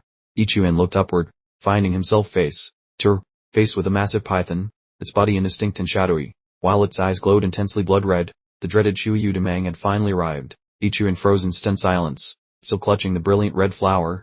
A single drop of icy sweat ran down his temple, signaling a truly ominous sign. Looking upward, Yichuan found himself staring directly into the terrifying, blood-red eyes of the Shu Yudamang, which growled, asking why he was staring. Hadn't he seen a python pick a flower before? Yichuan maintained his fixed gaze on the Shu Yudamang, creating palpable tension in the air, a sure sign that an unavoidable confrontation was about to begin. The giant python let out a tremendous roar, its crimson eyes flashing ominously, fixing him with a stare that seemed to both question his existence and threaten to devour him immediately. Yichuan spun around quickly, gripping his sword in one hand and the small yellow flower in the other. He sprinted away from the python's deadly gaze, hoping he hadn't offended its sense of style. From a distance, Charnan shrieked, her voice filled with absolute panic, shouting, Don't just stand there doing nothing. Actually do something to help. Charnan, completely terrified, gripped the brightly glowing orb tightly in her hand as she yelled out, offering the useful advice to be careful. Yichuan swung his sword and charged forward while Charnan simultaneously threw the orb, which launched a powerful beam of light directly at the Shu Yudamang. The orb exploded, unleashing a massive shockwave, sending Yichuan flying backward through the air as he cried out, Ouch, that hurt a bit. After Yichuan landed on the ground, Charnan rushed over to him, asking with great concern, Yichuan, are you actually alright after that? The ground shook violently, confirming the Shui Udamang had been injured, causing Nan Nan to exclaim in surprise. Power, is the orb really that incredibly powerful? The Shui Udamang's gigantic body swayed precariously, then its tail slammed hard against the nearby cliff face, causing the whole structure to completely collapse. The python retreated rapidly into the shadows, leaving only a faint purple energy trail in its wake. The immediate danger had thankfully passed for the time being. Yechuan held out the brilliant red flower to Xianarnan, smiling warmly as he presented it to her, saying, "This one is specifically for you." Xianarnan was absolutely overjoyed, hugging the flower tightly to her chest and identifying it as the blood crystal twin flower. She announced, "But what exactly is it used for?" Xianarnan explained the properties of the valuable plant, noting that the blood crystal twin flower is a mutated form of the regular blood moon flower. The standard blood moon flower slows down aging, but this special version grants eternal youth. He added that every woman in the world would want a face that never ages. Yechuan immediately dropped to one knee. He plunged his butcher's knife into the ground with a resolute expression, thinking to himself, so that as the real purpose, Mom will absolutely love this thing. Xianarnan watched Yechuan's movements intently, wondering privately if he intended to give the other flower to her. In Xianarnan's mind, the stud thought formed, this kid finally understands how to treat a lady properly. Yechuan carefully tucked the second blood crystal twin flower into his backpack, treating it as if it were the most precious treasure he had ever encountered. The terrifying roar suddenly tore through the air once again, signaling the immediate return of the deadly danger. The colossal Shui Udamang reappeared, its crimson eyes glowing intensely, its body looking ethereal like a ghost emerging from the shadows. Xianarnan exclaimed in shock, "I cannot believe it survived the blast from the Thunder Fire Orb. This Shui Udamang must be close to a peak level 9th grade apprentice, even if it hasn't reached the Ascended Realm yet." Yechuan faced the massive python and asked Xianarnan, "Do you happen to have any more of those extraordinarily useful orbs?" Xianarnan's eyes widened in panic, her face turning pale as she stammered, "My father only gave me one pair. That was the last one." The Shui Udamang let out a chilling roar, its blood-red eyes staring intently at Yechuan, as if calculating how to best swallow him whole. A line of text reading Blood Shadow Butcher suddenly appeared before Yechuan's eyes. He stared back at the python, his gaze turning exceptionally sharp and cold. The Shui Udamang growled in response, its eyes reflecting Yechuan's tiny figure, regarding him as nothing more than a potential insignificant snack. Xianarnan urgently urged Yechuan, "What on earth are you still standing there for? Run right now." Xianarnan replied innocently, "Of course I am waiting for you. After all, you risked your life to go back and get the second blood crystal twin flower for me." Yechuan turned his head, a cold stare fixing her, and explained that the specific flower was reserved for his mother. Xianarnan immediately went rigid, her face losing all color as she gasped in utter shock, demanding clarification. The very second Yechuan completed his statement, a truly bone-chilling sensation swept over both of them, like a really bad draft from a freezer. The Shui Udamang's blood, red eyes glowed fiercely in the gloom, seemingly ready to consume the entire world. A low, guttural growl, like an ominous death signal, echoed behind them. The Shui Udamang unleashed a truly deafening roar, its massive jaw unhinging to reveal rows of razor-sharp teeth, its crimson eyes burned with pure bloodlust, looking absolutely ready to devour the universe. The tiny blue glimmer flickered near its enormous feet, indicating a fast, weaving figure. Yechuan snatched Xianarnan's hand, desperately running away from the gaping maw of the Shui Udamang as it tried to engulf them. Xianarnan completely lost it, screaming, "We finished? This is the end. We can't get away." Yechuan, however, found himself thinking, this girl is genuinely quite irritating. Their brief moment of relief evaporated immediately as the Shui Udamang retaliated. Powerful blow launched Yechuan into the sky, where he began spinning like a particularly fast fidget spinner. Xianarnan was also tossed violently, landing ungracefully onto the icy, cold earth. The Shui Udamang screamed in agony, its red eyes blazing with fury as Yechuan's fatal strike sliced through the darkness. The blow connected swirly, causing the massive creature's entire form to shake violently. The terrifying cracking sound echoed, clearly indicating a lethal injury. Xianarnan, her complexion ghost white from terror, crumpled onto the hard ground. She urgently twisted her head around, her eyes wide with panic, yelling a frantic warning, specifically for Yechuan. Suspended in the air, Xianarnan dangled, her eyes full of extreme terror, the ghostly shape of the Shui Udamang coiled above her, the glowing red tentacle hanging like the Grim Reaper's scythe. She frantically shrieked for assistance, begging Yechuan to hear her and show up right now.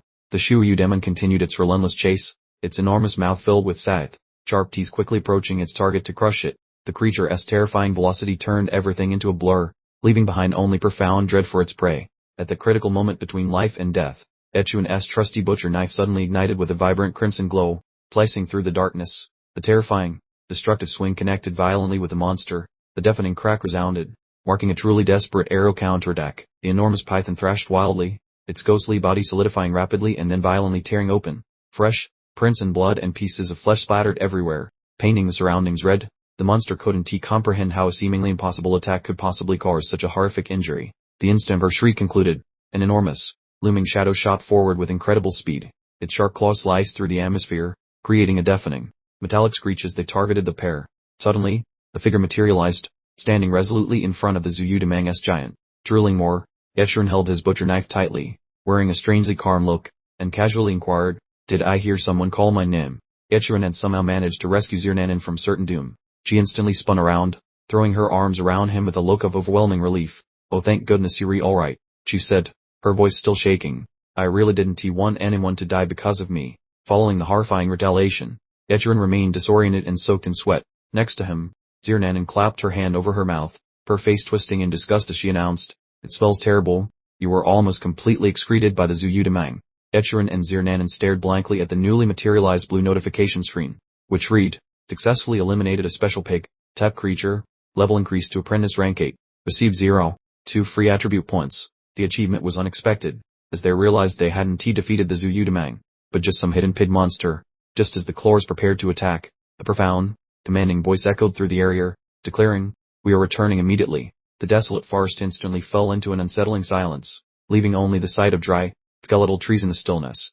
Zirnanan and Yahello made it back, standing outside a dilapidated city gate, gazing at the ancient buildings in the distance. A cheerful shout shattered the quiet. "Miss Zir, you have finally returned." The man with the hair bun, likely a family employee, exhaled deeply in relief. He scolded her with a genuinely concerned look, saying, "You made me incredibly anxious. I was literally preparing a full search party to find you." Zirnanan beamed happily, clutching the valuable crimson blood moon crystal flower. She proudly displayed her acquisition, certain that her mother would be absolutely thrilled with the gift. "Mr. Dow continued to fret, advising the young lady, "West, if you want those blood moon crystal flowers, you could just dispatch someone to fetch them. The city perimeter is far too dangerous. What if something happens to you?" Zirnanan retorted confidently, "I wanted to choose them for mother personally. Plus, with him watching over me, it was completely safe." Mr. Dow's gaze became highly scrutinizing and filled with suspicion. He turned to Yahello, asking pointedly, "And just who exactly is this young fellow?" Yahello was taken aback and swiftly introduced himself. "I am Yahello, the pig butcher by trade." Mr. Dow considered the situation carefully, musing to himself, "The Zuyudamang lives near where those blood moon crystal flowers grow. Why would Miss Zir choose an idiot with such a common job to protect her? But then again, could he have possibly defeated the Zuyudamang?" Mr. Dow passed a small golden ring to Yahello, remarking in a significant tone, "Certainly, you truly demonstrate great potential for someone so young. This golden ring from the Zir family is valued at 200,000. He explained, "I will offer it to you as payment for assisting our young lady," he said, still eyeing Yahello calculatingly. Yahello surprisingly rejected the offer, his eyes steady. "No, thank you," he stated. "I only require a butcher knife." His refusal hung in the air. Yahello repeated his specific request without any hesitation. "I simply want a new butcher knife." Mr. Dow looked absolutely flummoxed, completely baffled by the strange request. The butcher knife? Of all the potential rewards, this young man rejected everything valuable in favor of basic cutlery. Was there something fundamentally broken in this kid's brain? Zirnanan stepped in to clear up the confusion, explaining, "Mr. Dow, Yiquan needs King Sheng's foremost weaponsmith to forge him a proper spirit weapon. The pledge I specifically gave him as payment." Mr. Dow nodded slowly, though a look of weary exasperation crossed his face. "I get it. Best, don't worry about this. I will handle the arrangements. Now, let these men escort you home immediately. Your father is worried sick about you." Zirnanan beamed brightly, giving Yiquan a cheerful wave as she said, "I'll see you again soon, Yiquan." With that, she departed, flanked by the serious-looking man in the suit. Mr. Dow turned his gaze to Yiquan, his gentle demeanor masking a subtle, serious warning. "Certainly, while we are indebted to you for rescuing our miss, we can satisfy any conditions you present. Nevertheless, allow me to advise you against developing any inappropriate affections for her. Otherwise, the situation will likely turn quite unpleasant for everyone involved." Yiquan heard the warning but merely shrugged internally, thinking to himself that in his estimation, this young lady resembled nothing more than her freshly butchered pig's head. The black-haired youth replied decisively to Mr. Dow, stating, "Absolutely no worries. I can promise I will not become entangled with your young lady. My only interest here is obtaining a truly powerful spirit weapon." Mr. Dow nodded briskly, turning to leave as he explained that King Sheng's most skilled blacksmith, Master Taishen, was an acquaintance of the Zir family. He said he would make arrangements upon his return, telling Yiquan to visit him directly tomorrow. Above them, the clear blue sky was momentarily streaked with flashes of purple light, hinting at reality far more dangerous and mystical than it appeared. Deep within the eerie, crimson, dew woods, The carcasses of enormous beasts lay strewn across the ground, including bears, wolves, and the impressive silver, horned rhinoceros. Residual purple energy still clung to the scene. A Han woman materialized in the clearing, her eyes blazing with absolute fury. She growled, "Killing my precious companion, stealing my spirit medicine. This human possesses unimaginable audacity." She glanced down at the enormous silver, horned rhinoceros corpse, her small feet barely disturbing the bloody, sodden ground where fresh blood continued to dye the grass and trees a deep red. The horned woman's golden gaze flickered with cold-blooded cruelty as she declared, "I have completely memorized your scent. Human, you absolutely cannot escape my pursuit." The horned woman let out a terrifying roar, her body erupting in a violent crimson aura that swept through the forest, clearly signaling the start of her bloody and relentless hunt. Back in the city's bustling streets, Ichuan moved purposefully through the crowd, his gaze unwavering, the familiar butcher knife resting securely at his hip. The black-paired young man paused before a shop advertising high prices for monster materials and promptly stepped inside. Ichuan set the massive silver rhinoceros horn down on the counter, addressing the female shop owner as he stated, "Hello there, I've brought some monster materials to sell." The female shop owner looked Ichuan up and down with an expression of disbelief, commenting, "I am genuinely surprised someone as thin as you managed to acquire a silver, horned rhinoceros. We can pay 10,000 for this." Ichuan's eyes nearly bulged out of his head. He calculated mentally that his father butchered a single pig for a measly 100 dan, meaning this rhinoceros horn was worth the equivalent of 100 pigs. Ichuan's face registered extreme shock, and he felt beads of sweat begin to trickle down his temples. Ichuan asked again, his voice still slightly disoriented, 10,000 for this one horn." The shop owner smiled warmly, saying, "Des, the man, it seems you have excellent taste in valuable items. This golden scale armor, forged from the scales of a shark fire serpent, offers more than just incredible defense. It also provides excellent heat retention and resistance to cold, but good things certainly don't come cheap, costing a staggering 150,000. Ichuan was utterly stunned by the new figure, blurting out, 150,000, my father would have to butcher 1,500 pigs to earn that much money. The shop woman tilted her head in confusion, asking, "What exactly do you mean by butchering pigs?" Without a moment's hesitation, Ichuan placed his sword on the table, his expression resolute as he asked, "What if I use this instead to trade?" The woman immediately recognized the item, her eyes widening in astonishment as she identified it as a low-grade yellow spirit artifact. The shop owner woman smiled meaningfully, assuring him, "Of course, that is far more than enough to cover the cost." She assisted Ichuan in trying on the armor, which fit him absolutely perfectly, almost as if it had been custom-made for him. A mischievous idea suddenly flashed through the woman's mind. This kid keeps producing amazing items. He must be a powerful, typed, devil warrior. If she could successfully charm him, she wouldn't have to concern herself with finances for the rest of her life. The woman purred sweetly. Normally this kind of transaction involves a 10,000 service fee. She lightly caressed Ichuan's back, but since you are such a handsome young man, I will simply waive the fee for you. Just remember to find an opportunity to properly thank me later."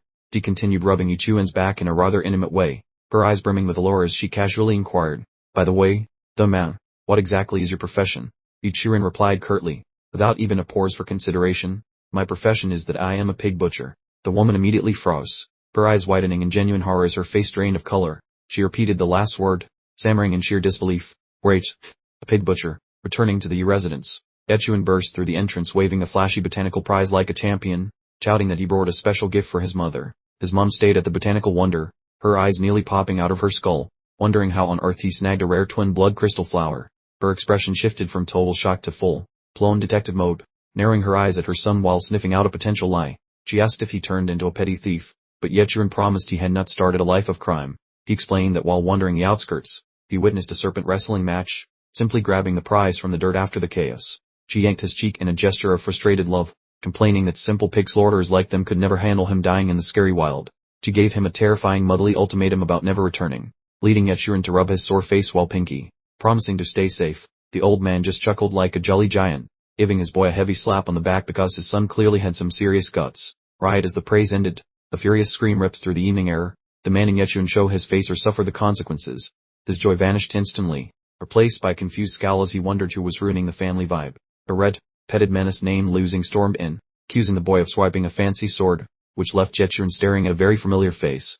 Ichuan was totally rattled, attempting to butter up his old pal, Brother Liu, who had reached the elite 6th level of power, asking if this was all a mistake. The man couldn't fathom how his meat-chopping son could pull off a heist against the spirit master, pleading for his legendary friend to check if he might have the wrong house. The boy just slices pork for a living, so how could he possibly manage to swipe a magical artifact from a pro? As the older man tried to clarify, Jinglan pointed a finger like a loaded weapon, screaming that he found the thief, which left Yi Quan looking completely pale. Liu Xing meant full drill sergeant, insulting the father's parenting skills and claiming he already checked the facts with the school principal before arriving. The angry man pushed for a confession, forcing the father to turn a very suspicious and worried eye toward the younger Yi Qiyun. One Yi Quan stared at the other Yi Quan, his tone becoming heavy with a mix of fatherly dread and massive suspicion about this whole messy situation. The boy didn't blink, arguing that since the other kid tried to murder him, taking a sword was actually a very generous discount. Jing Lan turned beet red, shouting that it wasn't an assassination attempt, just a very intense and friendly little practice session. The red had brushed off the drawer, offering a deal where he would forget the crime if the stolen blade was returned immediately. The kid spoke a single sentence that froze time, admitting the weapon was already sold. The revelation hit them like a thunderclap, leaving the visitors absolutely speechless and wondering how it could be sold. Pure panic spread, since nobody could fathom that the item was actually sold. Chuck evolved into a volcano of fury, with Liu Xing screaming that the boy now owed him a cool million as compensation. Dukai, one stammered that $1 million was crazy, noting that cheap spirit gear usually only costs a fraction of that insane price. However, the red-eyed warrior wasn't looking for a bargain, prowling that his demands were not up for debate or any friendly haggling. The son sneered while the father finally surrendered to the demand, agreeing to pay but begging for extra time to scrounge up that mountain of cash, since $1 million is no small treasure. The warrior refused to wait, staring at Yukai, one with a booming voice that he better educate his kid properly or he would handle the discipline personally, eventually giving them a 2-week deadline. After tossing out those terrifyingly scary warnings, the pair finally vanished, leaving the poor Yukai, one shaking like a leaf in a giant hurricane of stress. Yukai, one turned back into the house, shoulders heavy, wondering how exactly they were going to get out of this mess. The brown-paid woman, Yukai, one's mother, grabbed his hand, her eyes pleading, "Yes, your best friend from childhood. Go beg him." Yukai, one sighed in defeat. "I'll try again later. I'll bring some pork to apologize first. $1 million. Just then, Yeshun appeared, looking resolute as he reassured his parents. "Father, don't worry. I'll take care of everything." Yukai, one looked at his son with love and sorrow. "I don't blame you at all, son. This was never your fault." He continued to advise, "But I do hope that if you run into any trouble in the future, you must tell your mother and me." Dante tried to bear it alone. Yukai, when stressed, Yeshun listened, but his mind was already made up. "I need to get a soul weapon right away and raise my power to the Denging realm. Then Liu Xing won't be a match for me." The brown-haired woman looked at Yeshun, her eyes filled with suspicion. "Chirin, are you hiding something else from us?" she asked with growing worry. "That flower is extremely precious. How could a pig butcher possibly obtain it?" Yeshun took a deep breath, knowing it was time to confess. "I guess I can hide it from them forever." He looked at his parents, his voice heavy. "Well, Dad, the truth is, I am not normal." Yeshun and the brown-haired woman stared at each other, their faces contorted in deep shock. "At normal?" The brown-haired woman leaned in toward Yeshun, her eyes wide with a sudden, bewildered misunderstanding. "Son, were you telling us you don't actually like women?"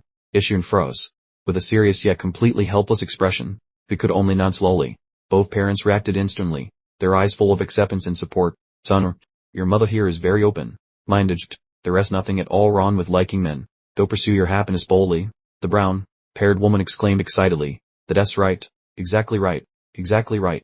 Yeshun stared blankly at his parents while his mother gently stroked his hair, her voice full of worry. "Just make sure you stay away from your father." Neither of them truly understood what was happening. Yeshun hastily denied all speculation, his eyes panicked. "No, Mom, I don't like women, but I don't like men either. That's not what I meant.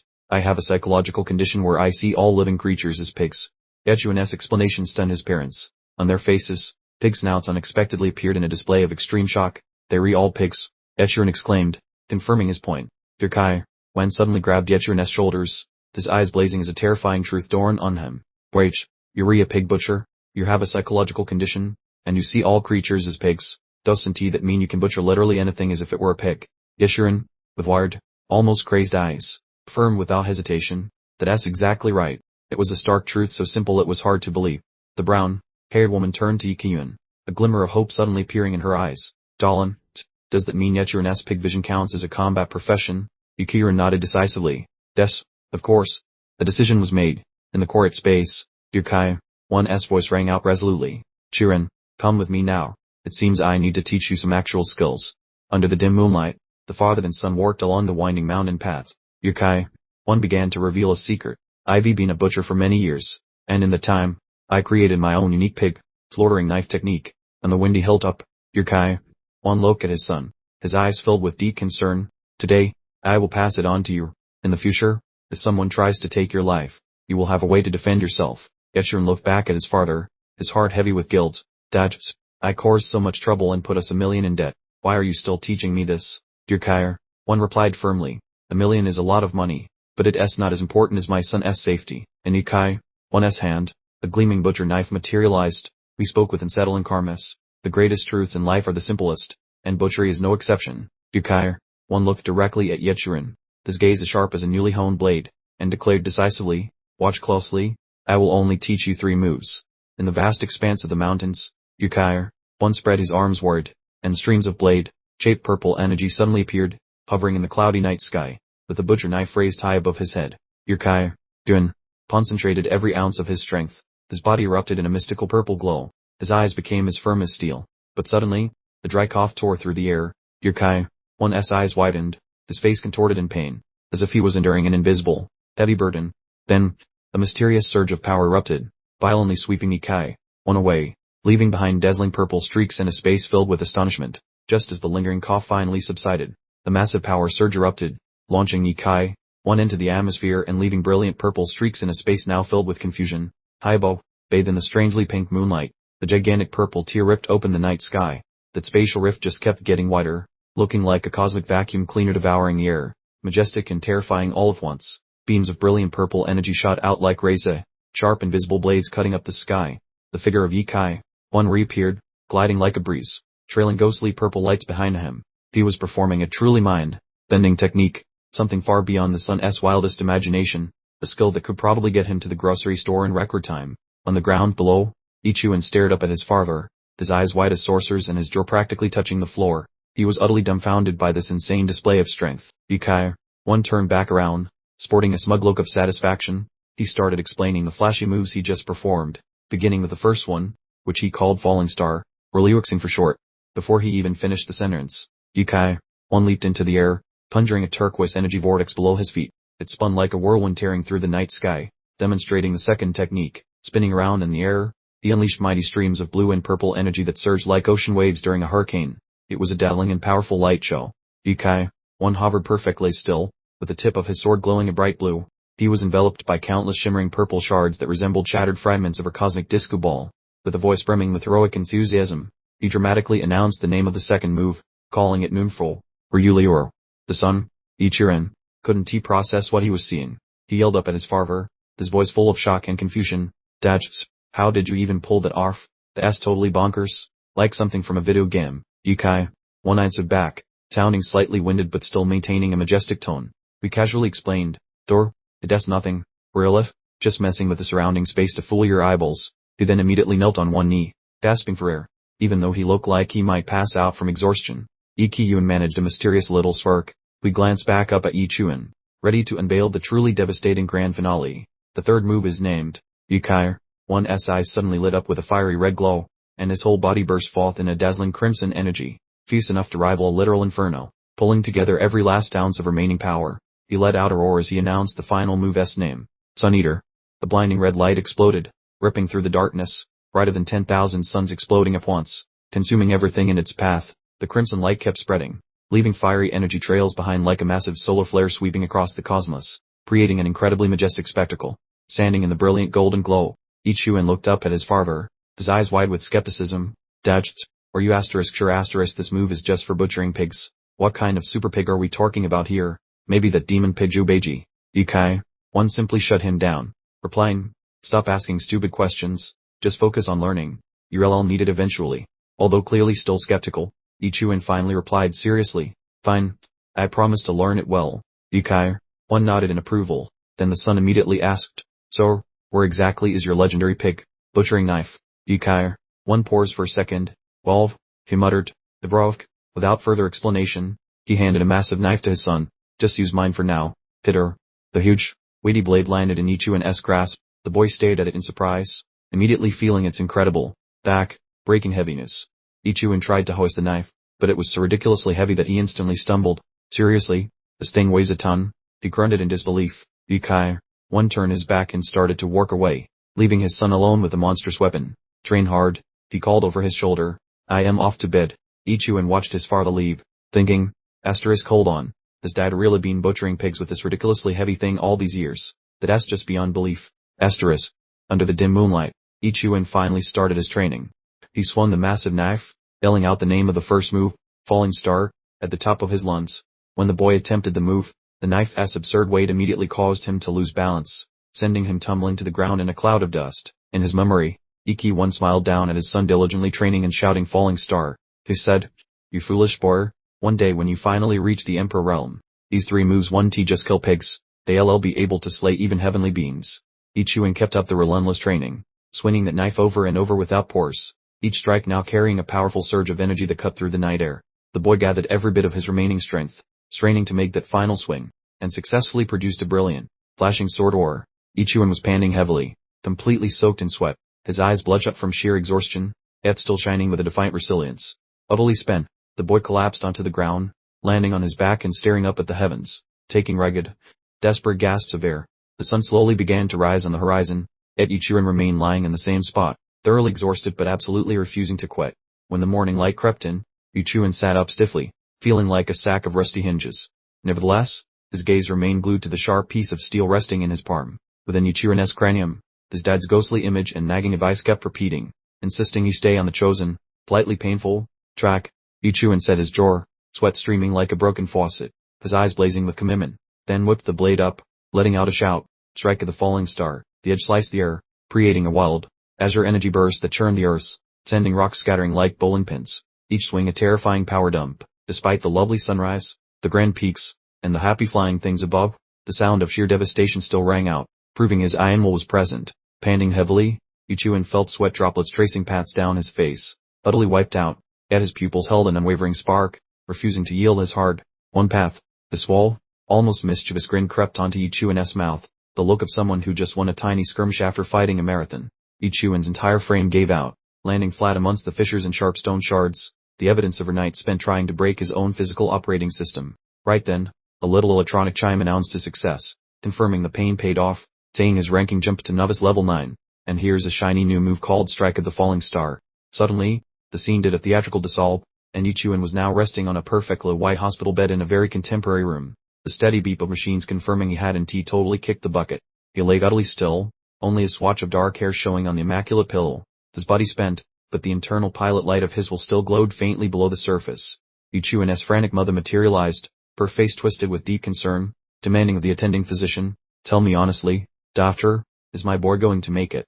The composed, brown, "Hey doctor," assured her gently, "Marm, the lad is medically fine, he simply passed out from sheer overexertion, clearly pulling an all-nighter of intense practice." Upon hearing this explanation, Ichiwan's mother's patience snapped like a dry twig, her eyes turning arctic, and she vowed fiercely, "How dare a father push his child so hard? When I see him next, someone's getting a major attitude adjustment." The spectacle physician adjusted her glasses, sounding quite amazed, stating that based on the sheer volume of lactic acid detected, the boy appeared to have executed 1,000 crunches, 1,000 press, and 1,000 deep knee bends, all before breakfast. The doctor continued to astound Ichiwan's mother, adding that he also managed to cover a solid 100 kilometers on foot, making the mother exclaim in disbelief, "Doctor, are you pulling my leg? Does a regular human being even survive pulling off all that before noon?" The doctor offered a knowing, small smile, her eyes twinkling with understanding, remarking that perhaps a typical person couldn't manage it, but considering your son Ichiwan's famous stubbornness, it sounds completely possible.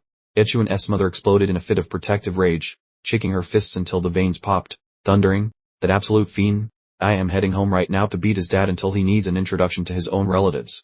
The mother's anger fueled her, causing her to slam her hand against the nearby door panel, yet only a strange, subtle blue shimmer answered, with no visible sign of where Ichiwan had actually gone. The young medical professional blinked at the now vacant entrance, showing a blend of surprise and grudging respect, murmuring to herself, "Wow, I truly underestimated his physical tenacity. Any ordinary chap would surely have expired by now." The daring, slightly mischievous smile curved her lips, accompanied by a suddenly bold internal thought, suggesting she might need to offer him some very specialized one tutoring later that evening. The whole hospital chamber was deserted now, nothing remaining but the chilly empty bed frame, leaving the doctor looking completely lost, loudly questioning, where on earth did the kid vanish to? Ichiwan had managed to slip out of the medical facility, trekking down a lonely stretch of road, realizing that the spectacular move he just pulled off drained his reserves massively, requiring extreme rationing from now on. Suddenly, a crucial memory popped into his head, making Ichiwan slap his forehead lightly. Bright. Today is the day I'm supposed to collect the custom blade from Master T. Chin's shop. The season's very first few snowflakes drifted down with perfect gentleness, dusting the old, planted rooftops, as Yachirin walked through the magical, quiet scene toward a very particular destination. He paused before a venerable, stained metalworking shop called T. Chin's Forge, where the proud silhouette of a crossed hammer and anvil sat atop the roof, advertising secrets forged in fire. Inside, the master blacksmith, Tyre Chin, who sported a curious barfed, boar visage, was busy hammering away, the roaring furnace casting a fierce light upon his determined, season features. Tyre Chin lifted his head, his piercing eyes immediately locking onto Yi Chuan, asking him directly, "So, Dur Yi Chuan, I presume, Durwich Yi?" Chuan responded without missing a beat. "Indeed, that is me." Tyre Chin gave a slow nod, his voice resonating with warmth and depth, stating, "Old Jia briefed me on everything. I stayed up through the entire night crafting that special sword you commissioned." Tyre Chin squinted suspiciously, giving Yi Chuan the critical once. "Over, I heard, we scoffed, that your primary skill set involves a cleaver and a sty full of bacon." Tyre Chin opened the case, revealing the glimmering steel, then smirked. It's baffling that the Zier family blew so much cash on an emergency commission for a swine slasher. We quipped him. "Were you secretly the favorite and wanted child?" Dear Chuan extended his hand. Captivated by the weapon, he felt an undeniable urge to grab the fresh steel, so warm from its creation in fire and furnace. Right before Yi Chuan could grab it, Tyre Chin yanked it back, admonishing him with a stern voice. "Keep your hands to yourself, little kid," he scolded. Tyre Chin's eyes lit up with fiery pride. This magnificent piece, he boasted, was hammered from 1,000-year frigid metal, a material so rare it requires 49 days of constant heat treatment. It's basically supreme imperial level. Tyre Chin's booming voice continued, this integous metal, it has a discerning soul that selects its wielder. If your spiritual power is too weak, forget fighting with it. You probably can't even pick the thing up." Completely disregarding the caution, Dear Chuan reached out and firmly gripped the handle.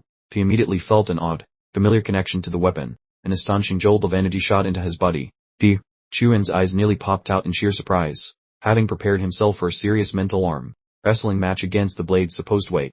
Instead, the weapon felt absolutely weightless, almost like it had been custom made for his grip. Dear Chuan stayed at Tyre Chin dumbfounded, while the smith himself was completely paralyzed and rendered speechless.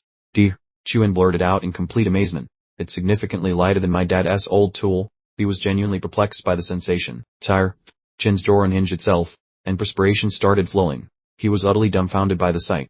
"I suppose, he actually just operates on a different logic," he stammered. Yi Chuan gazed at the sword with intense admiration, his eyes gleaming brightly. Turning back to Taizin, he inquired curiously, "So, what's this fancy new toy officially named?" Taizin took a careful drink of wine, sounding slightly uncertain. "Well, it doesn't actually have a designation yet. It's yours to name," he stammered. He mused internally that the Zier family must be obscenely loaded to afford this. Yi Chuan grinned confidently. "All right, I have a name chosen for this blade," Yi Chuan announced loudly. John Long. Taizin, who happened to be drinking a mouthful of water, immediately sprayed it everywhere, his face contorted in sheer horror. Taizin hollowed back in exasperation. "That designation is painfully, unbelievably predictable." Yi Chuan stood high on the city rampart, staring into the distance. He murmured, with his powerful new weapon in hand, "It's time to go monster hunting and make a little extra spending money." He headed off, the new blade secured at his hip. Yi Chuan considered that if he could just reach the initial entry realm, he would finally have a shot at confronting losing. As Yi Chuan walked through the town square, he overheard a conversation between two men. One griped, "Honestly, what in the world is going on lately? Aggressive beasts are showing up everywhere and attacking people with unusual savagery. It's seriously bizarre." The other man nodded in a panic, his face pale with fear. "Exactly. I passed a peaceful earthix that usually minds its own business, but today it chased me for 10 miles straight. I was absolutely petrified." Listening to those terrified descriptions, Yi Chuan couldn't help but smirk, his eyes glowing with an ominous violet color. "Splendid," the mused. "Now there are plenty of targets to hunt down." Or rather ruthless idea taking shape in his mind.